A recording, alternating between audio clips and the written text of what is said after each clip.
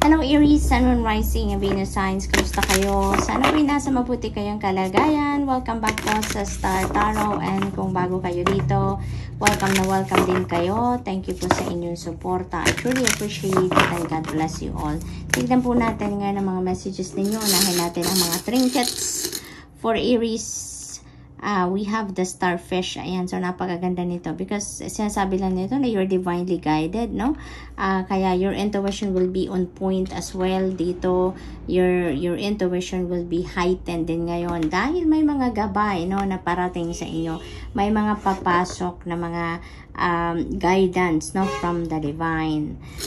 What else for Aries? We have letter A. Ayan, so this could be your initials or maybe that is the initial of the person that you're going to deal with around this time. We have dice. Napakaganda. This is good luck, no? This is a symbol of good luck, Aries. Kaya masiswerte kayo, no? Siswertehin kayo around this time. So that's good. What else for Aries? We have first quarter moon in Taurus. Ayan, release control. Ayan, release control. Maaring yung control ninyo ito over the things that you want to to manifest sa buhay ninyo, no?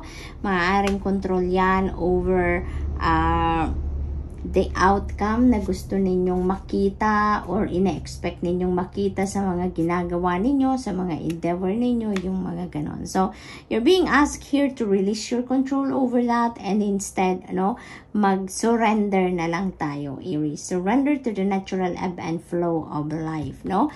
Nang sa gayon, mas makikita ninyo na mas maganda ang magiging sitwasyon, smooth sailing ang lahat, pag wala tayong control over the things and we just allow God, we allow the divine universe to unfold things for us, mas magaan ang takbo ng buhay, mas magaan ang agos ng buhay, kumbaga, no?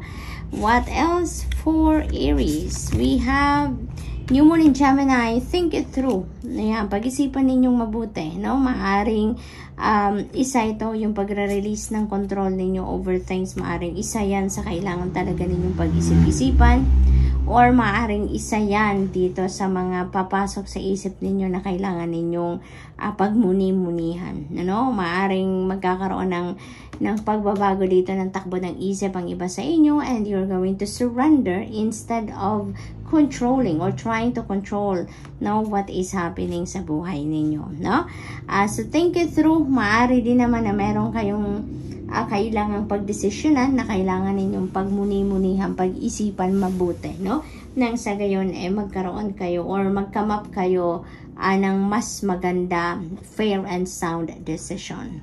So what else for Aries? We have first quarter moon in Leo. Be humble. Ayan. So this is a reminder for some of you na maging humble tayo. Kahit ano man ang mga nangyayari sa buhay natin. Kahit ano man ang marating natin sa buhay, Be humble. So what else for Aries? We have number 33, communication. Ayan. So, number 33 is a master number. That is a very powerful number as well. Kaya, parang inibitahan kayo dito, na tignan ninyong mabuti ngayon, Aries, kung ano yung ibig sabihin ng number 33 na yan. Dahil it feels like there is an additional guidance dito na kailangan ninyong malaman, Kaya mayroon tayong synchronicity dito.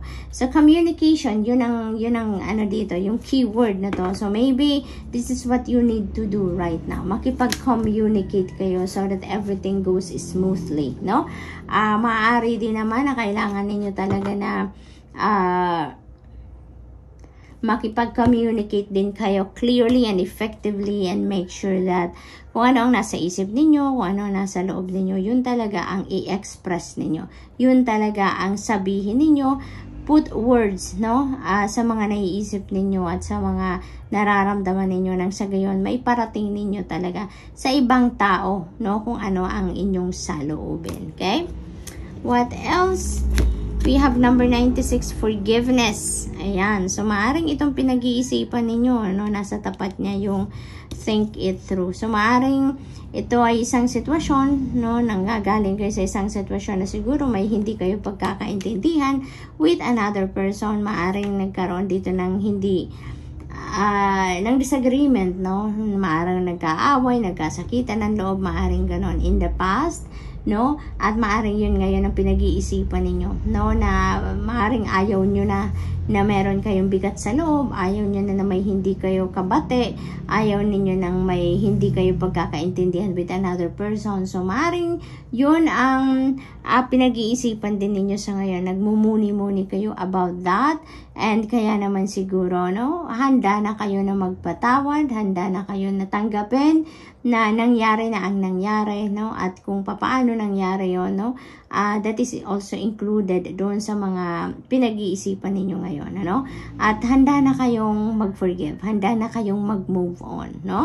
So that's really good. We have financial discipline. Ayan, for some of you, dito Aries, this is a reminder for you na kailangan ninyong palakasin ang inyong disiplina pagdating sa inyong kaperahan, paghahandle ng inyong pera, pagmamanage ng inyong pera, no? So, kailangan ninyong paigtingin ngayon ang inyong financial discipline. Kasi maaaring na-off track na kayo ngayon. Ano, nagumagastos kayo na sobra-sobra siguro, wala sa plano, yung mga ganun. We have Four of Swords. Ayan, this is may be something na kailangan ninyong gawin ngayon. Magpahinga, no? Magpahinga, mag-reflect, you know. Maaari din na mag-recover kayo from whatever is, the stress, no? Maaring mental stress or physical stress na naranasan ninyo recently. So, kailangan ninyo na mag-recover from that.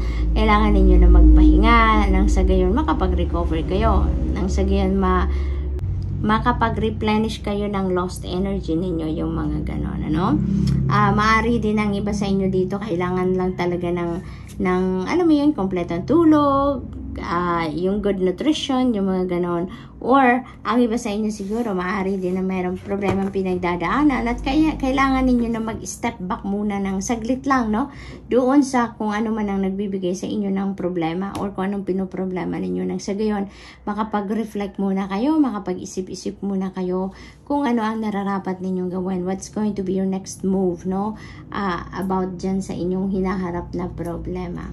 So, what else? We have 10 of Wands. Ayan. So, there is new beginning energy dito. Meron ditong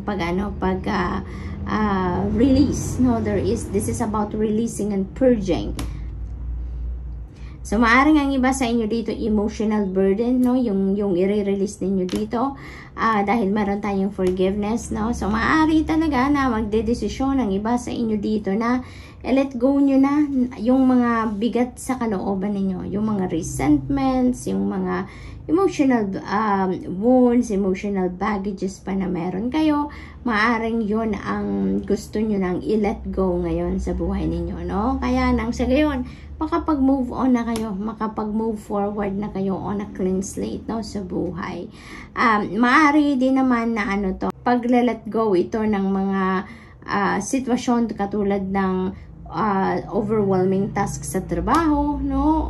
Working long hours, yung mga ganoon. So, maaring babaguhin nyo na din ang sitwasyon na yan, no? Maaring hindi na kayo tatanggap ng overtime, no? Dahil siguro, it's taking a toll on you. Maaring napapagod na kayo, kaya nga meron tayong Four of Swords, dahil maaring nai-stress na kayo physically and mentally siguro, no? So, maybe isa yan. So, babaguhin ninyo. Maaring i-give up nyo na ang pag-overtime madalas, or maaring ang iba sa inyo dito, naririnig ko, magkikwit. Maaring magkikwit na ang iba sa inyo dito sa trabaho. Maybe because of overwhelming task na binibigay sa inyo, no? At siguro, wala talaga kayong mahinging tulong. Walang maibigay na tulong or assistance sa inyo dito ang employer ninyo. We have the Chariot energy. You're definitely moving forward with your life. So, maaari talaga ng iba sa inyo dito, emotional burden ang itatanggalin ninyo dito. At alam nyo na kung saan kayo patungo. You are heading towards happiness. You are heading towards something na kung saan mararamdaman ninyo ang harmony, ang peace dito, no? So, yan ang napipick up ko. And then also, maybe ang iba talaga sa inyo dito is really moving on, no, sa trabaho, no? Maaring kung trabaho or career ito na sobrang bigat na para sa inyo, maaaring you are heading towards something new na trabaho or a different career path, maaaring ganon. But definitely, you know, where you are heading right now, no, excited kayo dito sa sa journey ninyo na to. There is going to be success dito sa pupuntahan ninyo. So, maaari din na magdedesisyon talaga kayong umalis sa trabaho ninyo sa ngayon dahil maaring may nakuha na kayo, ibang trabaho na mas magiging fulfilled kayo, mas magiging masaya kayo doon, mas meron kayong room for advancement and room for growth kayo doon. So, maaring meron na talaga kayong pupuntahan dito, no? So, good luck, and that's all I have for you for today. I hope nakatulong ang mga mensaheng ito in some way. Thank you for watching. Love and light. Namaste.